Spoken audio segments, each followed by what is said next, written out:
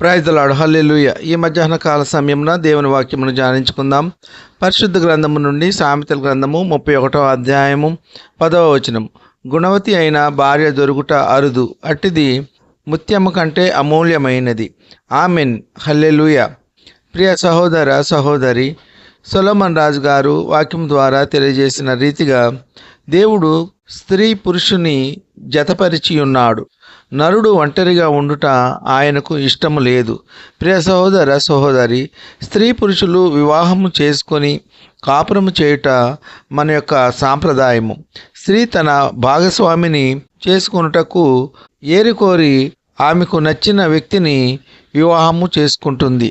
అలాగే పురుషుడు కూడా స్త్రీని వివాహము చేసుకున్నటకు బాహ్యపరమైన అందచందాలు చూసి నచ్చిన స్త్రీని వివాహము చేసుకుంటాడు. కానీ అంతరంగ స్వభావమును చూసి వివాహము చేసుకునేవారు అరుదు. బైబిల్ తెలియజేస్తుంది, గుణవతి అయిన భార్య దొరుకుట అరుదు అని బైబిల్లో వాక్య ప్రకారం రాయబడి ఉన్నది.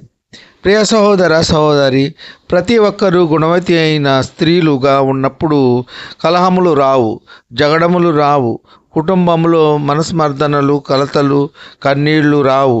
ఒకరినొకరు ప్రేమాభిమానం కలిగి ఉంటారు. కుటుంబము అంతా ఐక్యత కలిగి ఉంటుంది. ప్రతి కుటుంబము శాంతి సమాధానంగా దేవుని భయం కలిగి ఉంటే దేశము కూడా శాంతి సమాధానంగా ఉంటుంది. అల్లర్లు ఉండవు, గొడవలు ఉండవు, ఒకరినొకరు ద్వేషించుకొనుట ఉండదు, దొంగతనాలు ఉండవు, వ్యభిచారము ఉండదు, మోసము చేయటం ఉండదు. ప్రతి ఒక్కరూ నీతిగా నిజాయితీగా ఉంటారు, యథార్థవంతంగా ఉంటారు.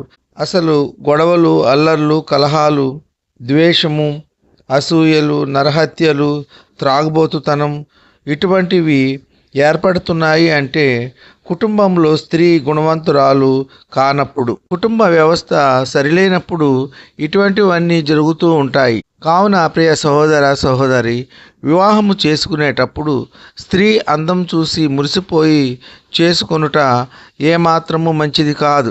బాహ్య సౌందర్యము చూసి మోసపోవద్దు. అంతరంగ స్వభావాన్ని చూసి నిర్ణయము తీసుకొనండి. కుటుంబము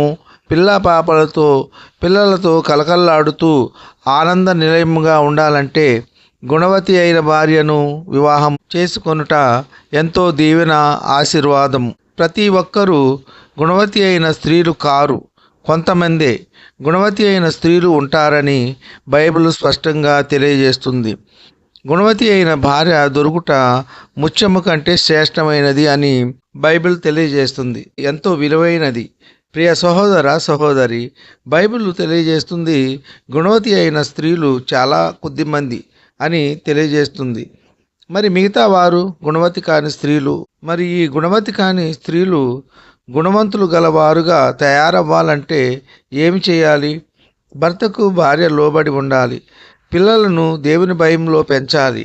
అనుదినము కుటుంబం అంతా కలిసి కుటుంబ ప్రార్థన చేయాలి. పిల్లలను ప్రార్థనతో పెంచాలి. పురుషుడు త్రాగుడు, వ్యసనమునకు బానిస అవ్వకుండా భర్తను స్త్రీ యొక్క ఆధీనములో తీసుకోవాలి. పిల్లలను చెడ్డవారితో స్నేహము చేయనివ్వకూడదు. అల్లరి చిల్లర ఆటపాటలకు పంపించకూడదు. ప్రతి వారము క్రమం తప్పకుండా సండే స్కూల్కి పంపించాలి. భర్తను గౌరవించాలి. పొరపాటున తోలనాడి మాట్లాడకూడదు. భర్తకు విసుగుదల చెందేలా ప్రవర్తించకూడదు. సోమరితనం ఉండకూడదు. తెలివిగా, చురుకుగా ఇంటి పనులు చేసుకోవాలి. దేవుని యందు భయభక్తులు కలిగి ఉండాలి. గుణవతి కాని సుందర స్త్రీ పంది ముక్కున ఉన్న బంగారు కమ్మి వంటిది అని వాక్యము తెలియజేస్తుంది. గుణవతి కాని స్త్రీ దేనికి ఉపయోగము పడదు అని వాక్యము తెలియజేస్తుంది. ఈ కొద్ది మాటలు దేవుడు దీవించునుగాక. ఆమెన్. విన్న వాక్యము దీవెనకరంగా ఉన్నట్లయితే లైక్ చేయండి, షేర్ చేయండి, సబ్స్క్రైబ్ చేసుకోండి. మీ సహోదరుడు Kola Daniel. God bless you.